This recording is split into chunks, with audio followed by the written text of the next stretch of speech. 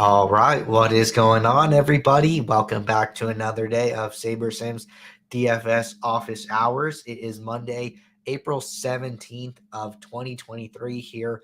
First show of the week. Gotta love a good Monday show. We do this show Monday through Friday, 2 p.m. Eastern. So, going to be catching up on questions that came in from over the weekend here. Apologize if I sound a little funny, been a little under the weather, but gonna do my best to work through it here and answer your guys' questions, give you guys a good show. So apologies for maybe talking a little slower, maybe not being so high energy today, but doing my best here. For those of you who don't know me, my name is Andrew. I'm one of the coaches over here at SaberSim. This is a show where we go over how to use the SaberSim app, answer any and all DFS related questions. You can post questions live in the YouTube chat or in the office hours channel in our Discord server. If you're not in our Discord, there's a link in the description below to get joined up. Highly recommend it. People will have questions over the weekend. I tell them to drop it in there, and then on Monday we will get going and get to all of those questions. But that being said, going to get the app pulled up here. Benny Hanna is here. What is up, Benny Hanna? Nice to see you. Hope you had a good weekend. We have questions in the Discord. I also have a couple questions that came in the support inbox over the weekend. I'm actually going to get started with those, and then we will get to all the questions before the end of the show. But it looks like our first question from support here. This is a good one. This is a good chance to talk about the model a little bit, some of the things that the team is doing behind the scenes. So question says, hello, I have a question on the low probability home run guys and your view on the model performance on them. As a specific example, Jonathan Daza seems to have a daily projection of 7 to 9% of hitting a home run, but career-wise, he's hit home runs in about 2% of games. Looking at other model projections for his yearly total, it seems to be in that 2% range. Is there something specific about his profile where more home runs are projected, or are the daily projections on the very low probability home run guys hard to model? So this is a good question here. One second.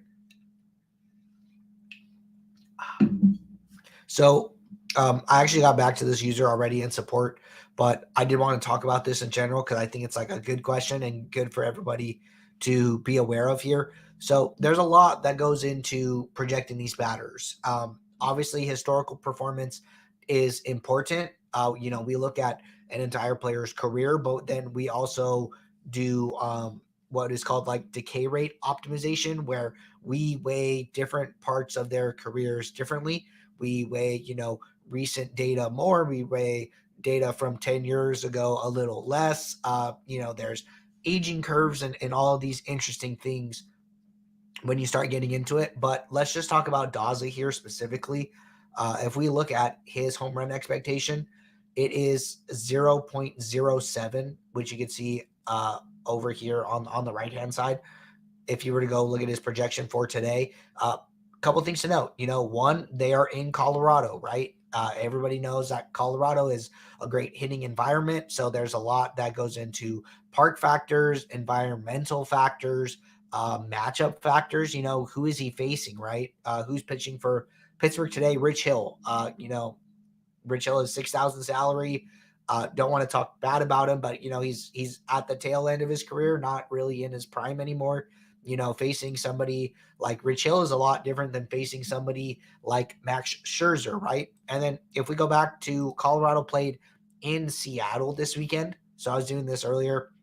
If you go back to Saturday, Daza had the day off on Sunday. If we go back to Saturday and go and look at his home run expectation. So today it's 0.07 in Colorado. On Saturday in Seattle, if we scroll over here to the right, it was 0.04. So like just about, or I mean, almost half of what it is today in Colorado. And then, I'm not sure who he was facing here. George Kirby. George Kirby is a higher salary pitcher, younger, pretty good, all things considered, at the moment, right? So, a lot of it is contextual. It matters who they're facing. It matters where they're facing them. It matters, environmental factors. What is the wind? What is the temperature? All these things considered, right? So all that goes into these projections is not just like raw historical projection there. So I'm fairly confident in what we are showing here in the home screen, and in these projections. A lot goes into it. So just an opportunity to say, hey, these are why you can see different things. Ultimately, I think it's okay, but was a good question overall. Definitely worth talking about. All right. Second question that came in from support, and then we will jump over to the Discord. This question says, should I be able to generate lineups with little user input other than my 2 adjustments, or will I be more successful using my own projections? The past couple of nights I've mass entered 20 max tournaments, but the lineups I imported didn't do much. I'm trying to work through my strategy of using this tool. So good question here. Kind of piggybacks on the last question here, and talking about, projections and our models and stuff like that. I'm of the thought process that you could go into the builder and really not do anything with the data here on the home screen, and then just build your lineups and then do most of your work in the post build here. For reference, like that's basically what I do. I'm not doing anything in the home screen. I'm not really adjusting projections or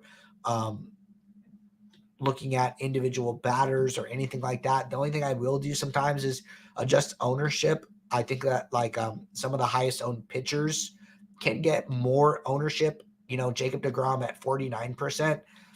He might come in even higher. I think that especially with baseball, with batters being so variant and pitchers being much more reliable, I think that a lot of people would just jam the best pitchers and play them at a super high rate. And, if you guys follow the DFS daily newsletter, I know that a lot of people in the DFS community follow that, read that. They kind of suggest that to users. So then me in my head, I'm like, okay, if this, source is saying, hey, jam the best owned pitchers, get different hitters, people are probably going to do that. So then the best owned pitchers or the highest projected pitchers are probably going to be owned a little more. So that is a little bit of a game theory thing that I try to work into my process. But for the most part, I think it's fine to come into the home screen, not do too much here, and then do all of your work in the post build. That's what I do. I also like to run some research builds. I will run some builds to try and see, how does a build look with no correlation? And I'll look at my pitchers. How does a build look with reduced correlation, and what stacks are still coming up, which stacks are still really good on a stack basis, and try and figure out where I want to take some stands. How do I think about the chalk? Am I okay with the chalk? Do I think about chalk batters or stacks different than chalk pitchers, etc.? So I think that I'm getting all of that information after I run builds. So I think it's okay to come into the home screen, not do any adjustments, and then do all of your work in the post build throughout multiple builds, however you want to do your research. But I don't think you need to do too much in the home screen. Team works really hard on the projections that we put out. All right. Benny Honda said, totally agree there. Not the highest owned, but the best projected pitchers. Yeah, exactly. The best projected pitchers people are just slamming them from what I can tell. All right, those are our 2 questions that came in via support. We will make sure to get a timestamp recording of those back over to those users, and then we are going to jump over to the Discord here. So it looks like our first question came in from John Sams Jr. And question says, really quick, Zach said, one MLB dime $300 tourney last night with the sim. Congrats, man. Glad to hear you having some success. All right, Jay Sams Jr. said, good afternoon. I have a 3-part question. Part 1, what factors are determined in a batter's fantasy score? Question 2, what factors are in a pitcher's fantasy score? Does it account for how well that pitcher does against lefties and righties? Question 3, what are some good websites to find how well a pitcher or batter will do against their upcoming opponent. Thank you. Keep up the great work. SaberSim rocks. Okay, so just going to handle these one at a time here. So Jay Sam Jr. said, what factors are determined in a batter's fantasy score? So really, I mean, what is determined in a batter's fantasy score is, what they can, what factors are graded for by the sites. You know what I mean? So like singles, doubles, triples, home runs, stolen bases, runs, RBIs. Those are like the main scoring components for all of the sites. So all of that gets factored in. It will vary a little bit site to site. So like one thing I know is that if you're playing over on Owner's Box, they give batters negative points for strikeouts. So if a batter strikes out, it's negative 0.5 points, I believe. But if you're playing on DraftKings, I am almost positive they do not tax the players for striking out. So so some of it will come down to what site you're playing on. So you could be aware of some of those things. All of that does get translated and captured here in the app. So just some things to note there. But I mean, ultimately, what is going into these projections is the game outcomes from our simulation database here, and then that is what we summarize with all of these summary statistics that you see. But yeah, so I mean, we're simming the game, each game thousands of times. We are taking the outcomes of those games and then we are translating it into fantasy points. All right. And then same goes for the pitchers here. Second part of the question was what factors are in a pitcher's fantasy score. So, it's strikeouts, it's earned runs. It's, I believe DraftKings has like a quality outing like boost. If they have like a quality start, they get a couple points for that. How many runs are they giving up? So all of that kind of comes from the sites directly. And then third part is what is a good website to tell how well a pitcher or batter will do against their upcoming opponent? So frankly, I don't do any outside research outside of SaberSim for baseball specifically. The only things that I do check are these two websites, which I'll show you guys here on the screen right now. And let me just pull this up. So two like free to use resources that I would recommend checking out. One is this MLB weather report. It's a RotoGrinders free tool. Kevin Roth is their meteorologist. He also has a Twitter handle where you can keep up with tweets closer to game time. And then he puts out this weather report talking about places that are a little riskier to play. Even notes this PPD here, and then places that are like good places to play at times. So, are the temperatures warm? Is the wind blowing out? Is it a good hitting environment, etc.? So this is like a really easy to use, comprehensive dashboard here. And then the only other thing I'll use is the Fantasy Labs Vegas dashboard, where they have Vegas team totals. So you can come in here and see what the team totals are.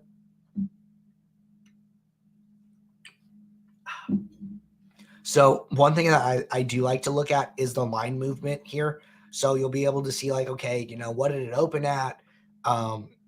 What is the current line? And then has that line shifted or not? So sometimes what I'll notice is like, if you have a team that is like the highest team total by Vegas, and their line is moving in a positive direction, that they can get like extra ownership. But SaberSim does not directly go off of Vegas as far as our team totals that you see in the app. So we can be a little different. So I do like to pull this up, come in here, sort by Vegas, and then see how this matches up to what we have in the app. I think that, you could just, like, for instance, we have Colorado. Vegas has them at 6.7 projected points today. And then SaberSim has them at 6.2.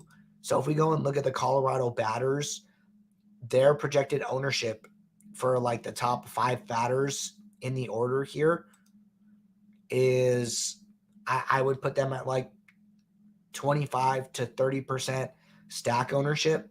But also, SaberSim is half a run lower than Vegas. So chances are they might come in even higher than that. So that is just some things I like to do to spot check some stuff, to know where SaberSim is different versus Vegas. How is that going to affect ownership? Or how do I think that's going to affect ownership, and then make decisions from there. But aside from those two tools, I'm really not using anything else. All right. Gonna keep it rolling. Zach said, thank you. Hope you get better. You sound sick. Just joining in. Yeah. So, not feeling great.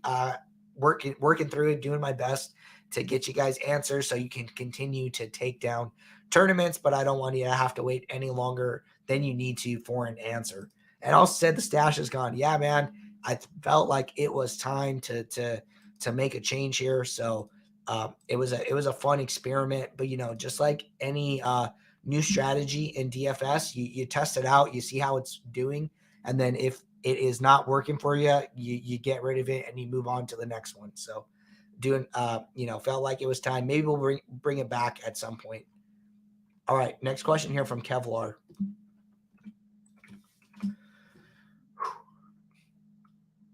Kevlar said, I typically play 50 to 60 unique MLB main slate lineups a day. How many min uniques would you recommend? I know you said to generally do one less than the maximum your pool allows, but that's usually 5 for me.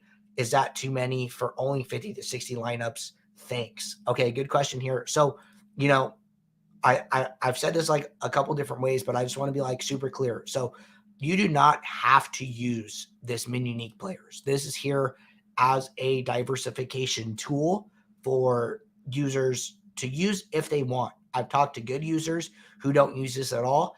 I've talked to good users who love this tool and use it like regularly, right?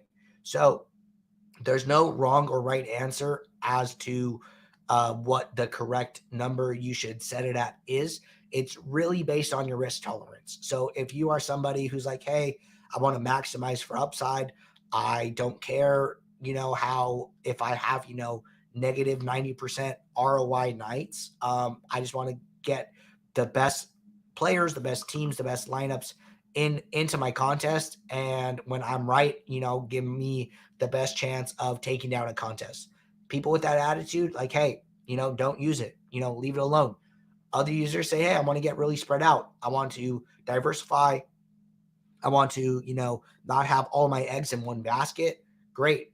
Find a number where what this number is set at and the exposures that you're seeing in the app here make you comfortable, that you are happy with. Maybe you're like, hey, I'm good having a lot of Texas and then kind of getting pretty spread out from there and having one big stand and then mixing it up from there. So maybe you're okay with this type of exposure where you have 65% Texas and then no more than 25% of any other team across your 20 lineups. So let the exposures guide you to what makes you comfortable, and then figure out where your min unique should be set from there. But you should be looking to get some feedback from the app, as opposed to somebody just telling you like, hey, 4 is just the magic number. Always use 4.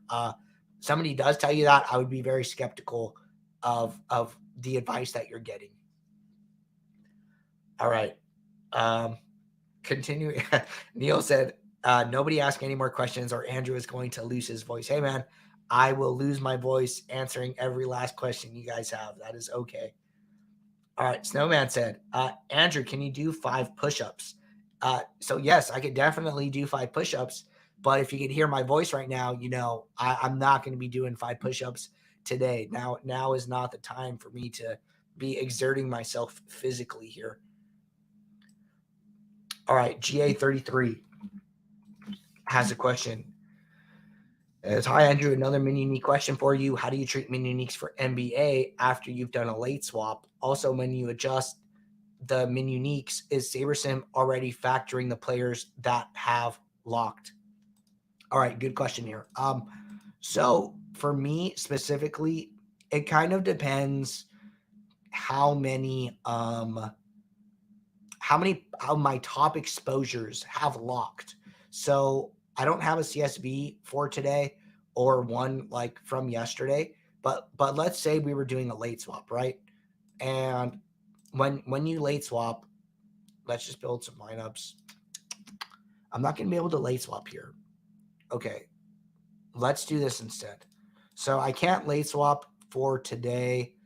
How do I want to do this? All right. You know what? I do have a late swap from Owner's Box from this weekend. So let me log into Owner's Box on my main account, and then I'll show you guys the way I was working with this. But give me a second to get all set up here. Go back to yesterday. Actually, I played Saturday. I did not play yesterday.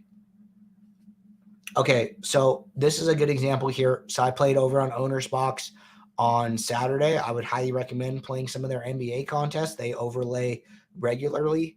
But let's say that, this 952 is when the slate locks for me. And then I ran late swaps at this 12:30 window, at this 3 p.m. window. I'm running it based on significant projection changes, which you can see in the NBA lineup alerts channel in the Discord. With when the slate is running, if we have sims that run and a player moves by more than 2 points in a positive or negative direction, we consider that a significant projection adjustment, and then we summarize that at the conclusion of our sims running, which you can see in the Discord. So there was a adjustment here in this second window. And for me, when I'm running a late swap, what matters to me is, have my top exposures locked yet. So at this first window, it was the Brooklyn game. So Brooklyn and Philly had locked, right? So I had 6 lineups with Dinwiddie. I had 3 lineups with Melton, but all these other players had not locked yet. So I'm okay coming in here and still getting to the min unique number that I previously had. Let's say that this Sacramento Golden State game was the first game of the slate where I had 100% De'Aaron Fox, 90% Kevin Huerter, 90% Sabonis, and then I had 70% Keegan Murray. If those players had locked already, they're in so many lineups. They take up so many roster spots. They take up so much salary. If they had locked, I would be okay with my min uniques being lower here, just because more of my lineups have locked at that point. So basically the way I'm handling it is the less players that have locked in my lineups, the more min uniques I want to go get, closer to what I started out with pre-slate lock. The more players that I've locked in my lineups, the less min uniques I'm caring to go and get, because more of those players have already locked. So my thinking behind that is that, hey, a lot of these players have locked. I just want to get to the new best available plays and not get so diverse. But hey, on the other hand, hey, a lot of my players haven't locked yet. Let's make sure that my lineups still have some diversity, or a good amount of diversity in them. And then last part, it says, when you adjust the min uniques, is SaberSim already factoring the players that have locked? So yes, it is. So when our min uniques is looking at these lineups that you see over here on the right-hand side, and then this information is factoring the players that have already locked in your lineup. So it is directly looking at the lineups that have been generated. Neil said, Snowman trying to kill Andrew. Definitely, man. Trying to get me to do push-ups today. No bueno. All right. Next question from Jay Rupert. Jay Rupert said, how do you recommend using the geomean filter for NBA Showdown 20 max below 10K entrant contests? I've had mixed results this weekend. Yeah, good question here. So let's go over to DK. We could pull up a Showdown contest. So we'll talk about one of the showdowns for tonight.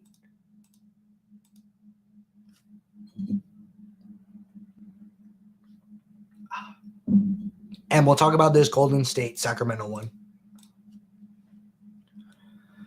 So how do I use it? I'm basically using it the same way regardless of the contest size. The only thing that's really changing is my calculation. So as far as, my number of dupes that I'm shooting for. So the way I do it is I don't actually, ideally I would have like a unique lineup for all of my entries, right? Like in a perfect world.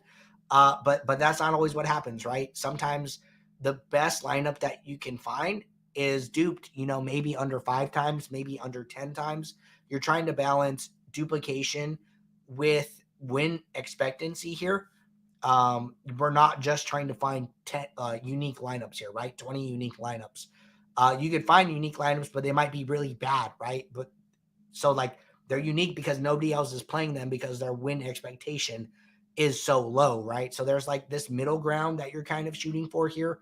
So I'm usually fine playing any lineup within that range. So the way I do it is I use my geo mean as like a guardrail and say, hey, I really don't want to play any lineup duped more, expected to be duped more than 20 times. 20 is just way too much for me.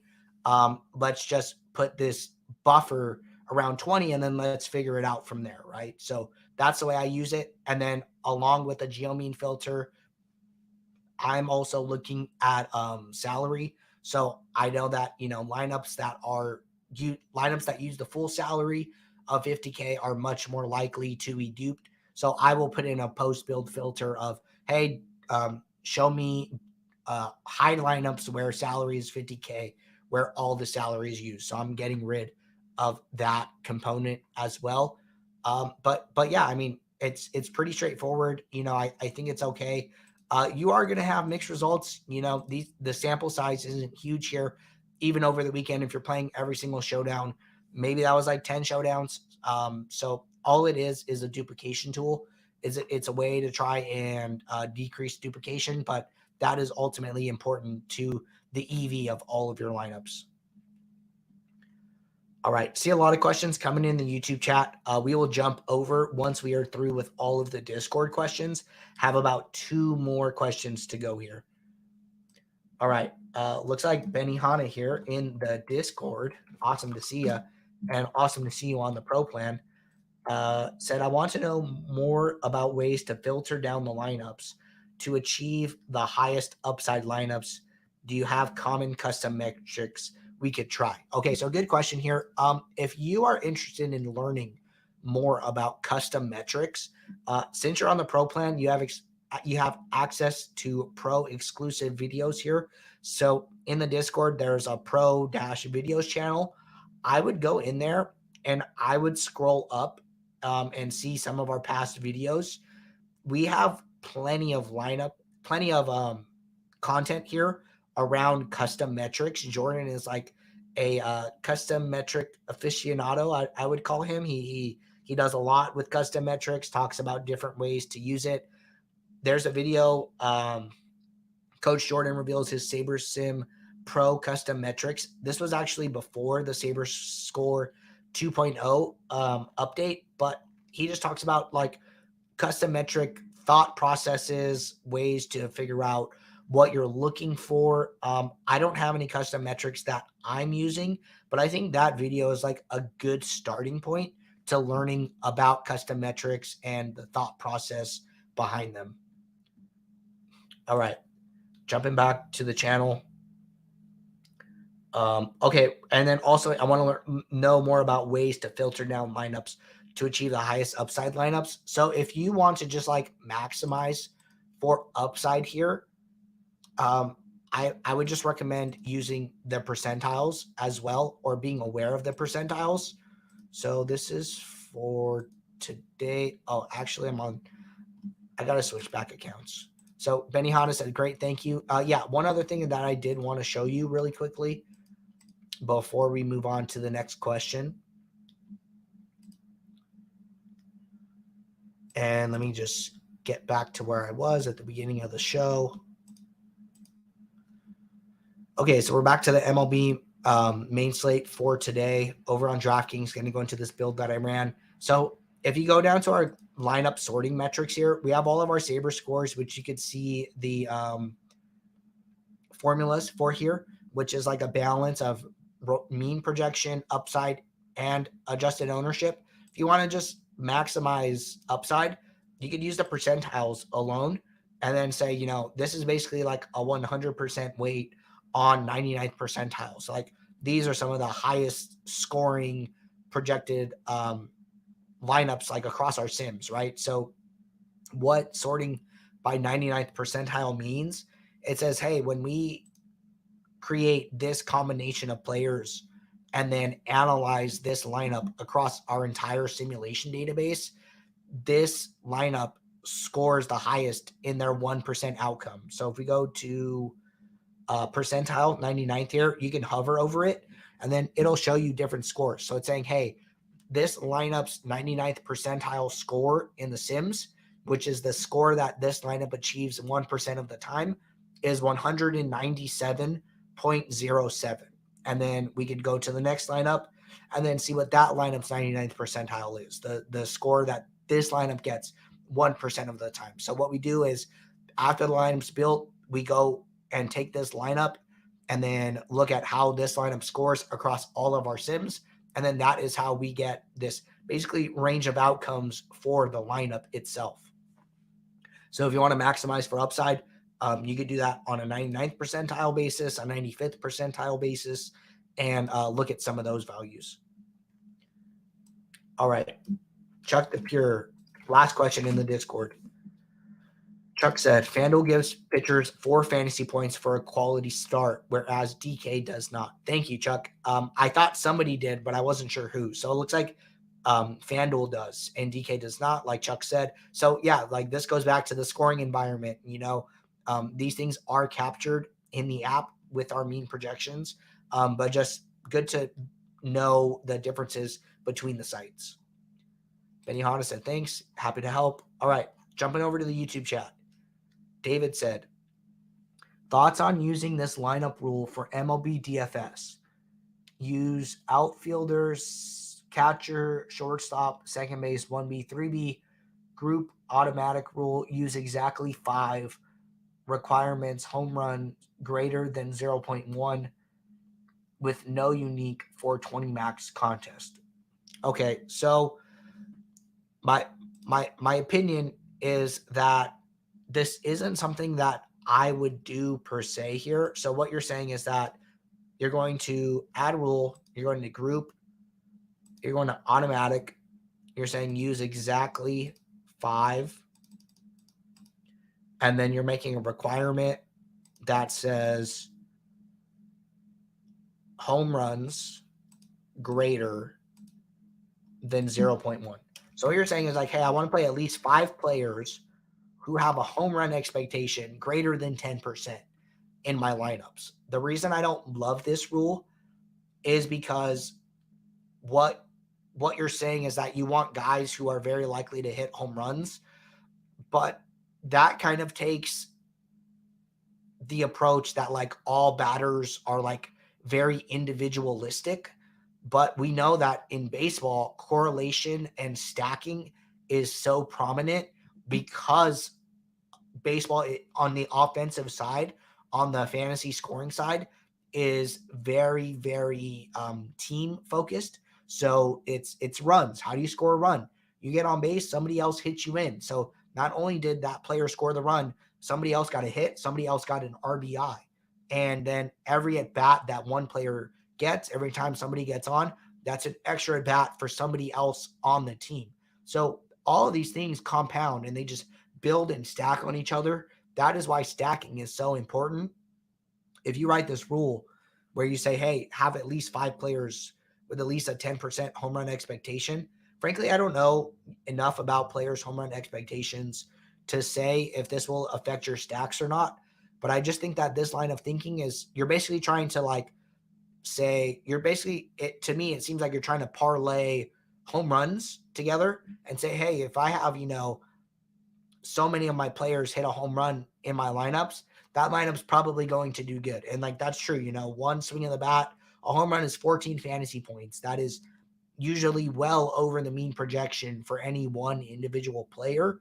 So yeah, you get the points, but I think that, you're kind of abandoning the correlation stacking part of your DFS lineups, and then now trying to just pick guys who hit home runs. And I think that you could probably get paid better for that, doing some type of home run prop parlay. But I would be just a little careful. I think that this rule could lead to smaller stacks overall, which is like my main concern. So maybe run it, see what kind of lineups you're getting back on the other side. But if this rule leads to you having a lot of small stacks, I would be very concerned about using this.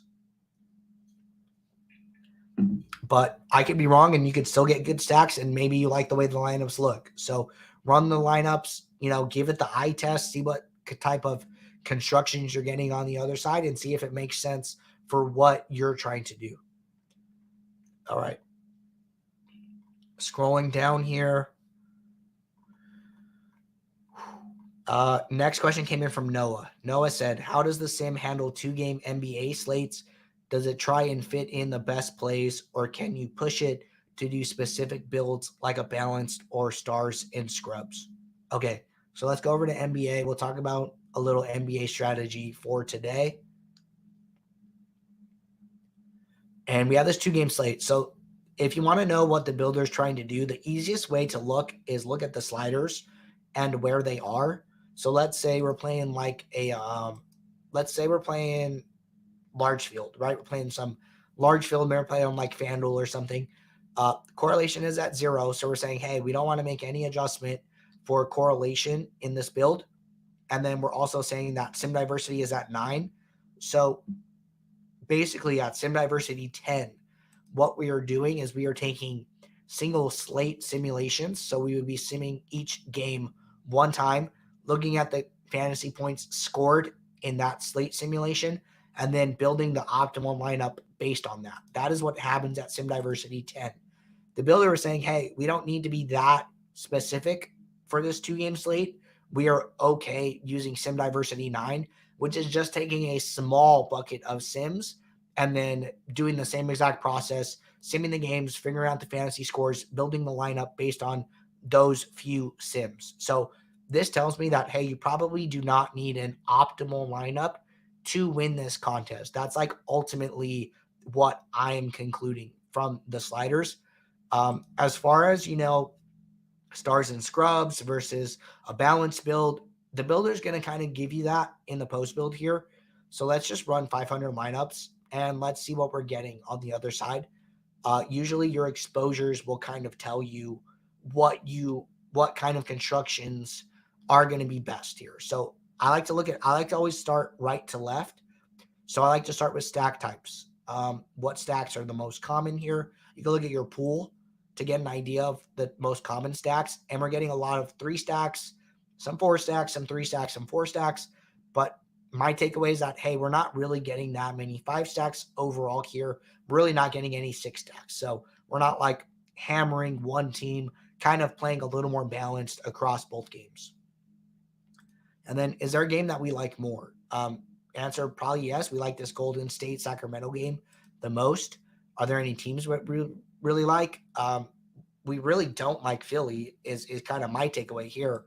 And then now I get over to the players and then see, who are our top exposures in my 150.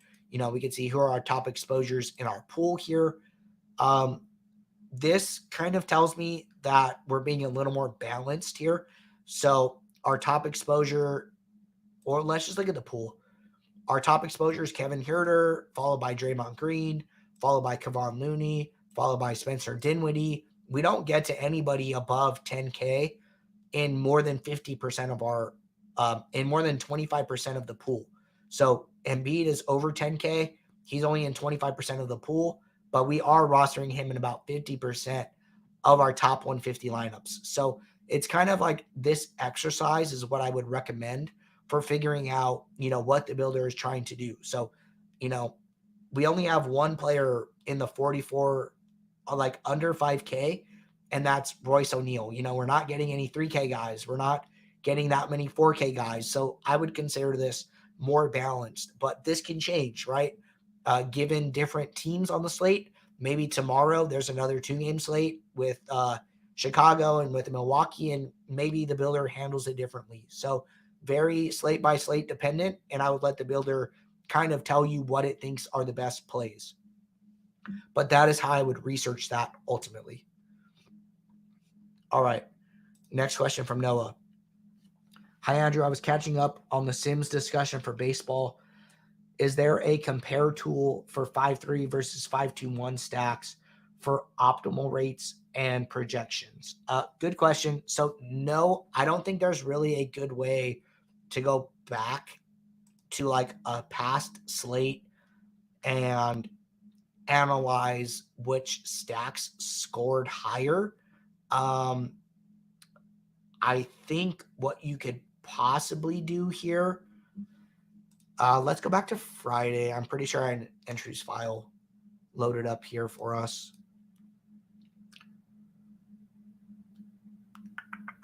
Okay. So no entries file for Friday. Let's try Thursday. I have one idea here. This is the main slate. No, let's try Wednesday. I know I uploaded a file at some point here because we always use it for these demos.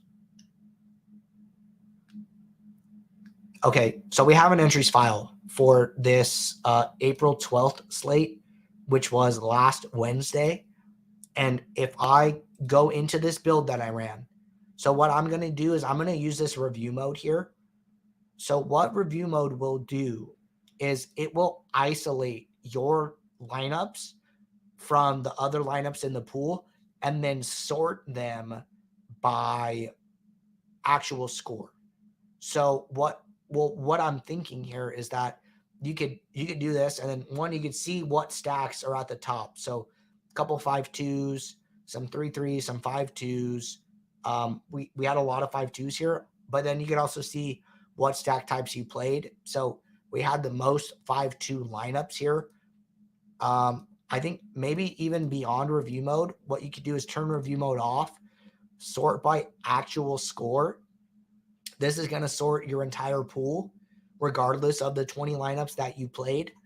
And then you could look at these in small buckets. And then you could say, okay, this lineup, in my top 20 lineups, sorted by actual score, I had 6 5-3s, I had 6 5-2s, and then I only had one naked 5 stack.